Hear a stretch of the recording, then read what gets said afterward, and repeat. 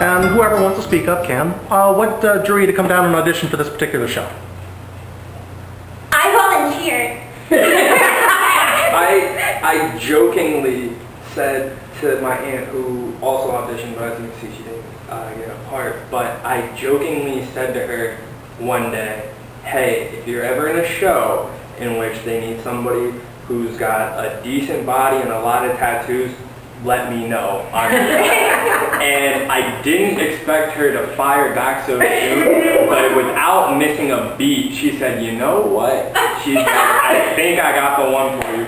And I was like, okay, probably not. I joked and we were like, okay, well, you're taking the joke a little too seriously. And then she really was on me about it. She was like, you need to do this. Like, she's like, you are Spike, you know. For better or worse, you are Spike, which is, I hate and love. She just called you shallow. I hate and love when people say that to me, because whenever they say like, oh, that's so Spike of you, it's like, okay, I'm really embracing my character, but then it's like, wait, hold on, he's kind of like, and I don't know if I want people to see me like that in real life, but she's like, you are, you know, you're made for this. And I went home and I watched a lot of YouTube videos of people, different, you know, people doing the show, and I was like, all right, I can do this. I was like, this looks like it's gonna be a lot of fun. And when I found out Lois, I did my first show with Lois when I was 11 years old, and I'm 21 now, so everything is just kind of like coming full circle for me. Yeah, I've directed, this is the third time I've directed him. Third time, yeah.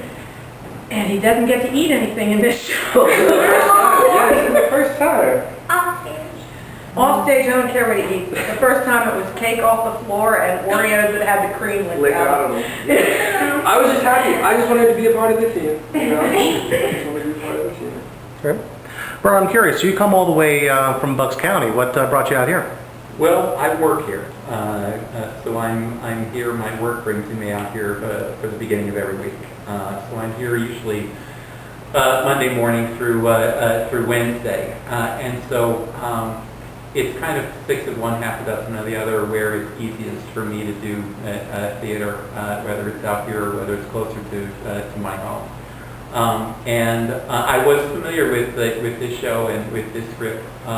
And I think the big attraction for me is the language. I think the language in the show is really pretty wonderful. And so that was a big draw for me to audition. Oh boy, am I glad. We're all glad. We're all glad. Anybody else? I had to read this play for school, and actually I was really drawn to the role of Spike.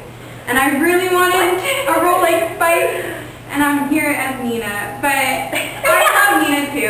I read the play, and then, of course, I in the back of my head, I was like, I wanna get to Nina someday. I wanna be able to take hold of that role, because I guess, like, that's just not in my cards. Not in this body. Yeah. Until there's a gender bend. Yeah, like a reboot or something like that. Because when I first saw this, Cassandra, that was the one that I actually liked the most. I was like, if things don't work out for Spike, I'm definitely advocating myself to make Cassandra like a male equivalent of that. I was like, I would love to do that. Cassandra. So. Yeah, Cassandra. Wait a minute.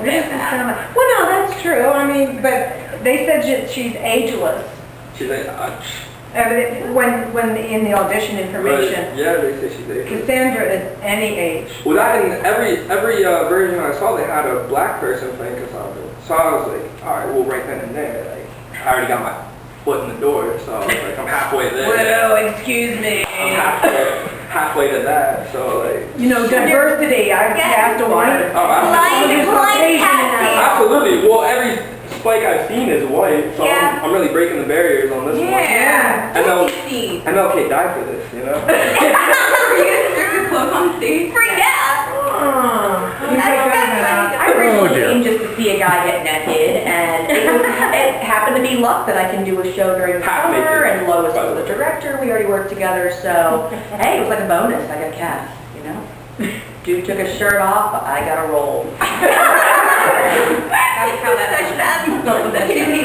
Wow. Who? I read the play years ago. I don't know when it first came out, or when it was first published. So I probably read it in, I don't know, 2014, 2015, whenever it was published. And I loved the play. I thought all the women's roles, all the characters were just incredible parts. And when I saw Oyster Mill was doing it, I was so excited that it was being done somewhere close, and I was thrilled when it worked out in my ridiculously busy schedule that I was able to. Don't look. Yeah, meant to be, I guess. And I'm just glad to play somebody my own age finally. And also, Masha starts out as almost this caricature, and I think it's written that way, and that's the way I'm playing her, because she's putting on a role for her family. But then as the play goes on, she's dropping some of the Masha-ness and just becoming back a member of the family. And I like the transition from the over-the-top, ridiculous actress when she first comes in to being someone who remembers the love and devotion she has for her family. So it's a nice transition. Okay. We can segue that into, what do you think the moral of this story is? Is there a takeaway that you have from this? Lack thereof. There's some absent morals, but Christopher Durang doesn't give the best advice. Let's just say that. Always hope. Always hope. And I think that home is the people that you're with and where they are. There's no place like home. Yeah, totally cliche and candy. I'll say family over everything. It's funny. Actually, one of my many tattoos. And Really? yeah, FOE. That's Family over everything. Sorry. I thought you were angry. No, but yeah, I think yeah. By the end of it, people will really have a better understanding and a better, hopefully a better appreciation for their families too. You know, I hope people leave this at the end and, you know, maybe they hit up that family member that they haven't really seen in a while, or, you know, think of things maybe a little bit differently than what they did before. Because, you know, friends and money and things like that come and go, but like at the end of the day, like all you guys are family. So I think that to me spoke volumes as opposed to everything else on the show. It's family over everything. I don't know if it's necessarily a moral, but I do think that the three siblings all end up with gifts at the by the end of the show.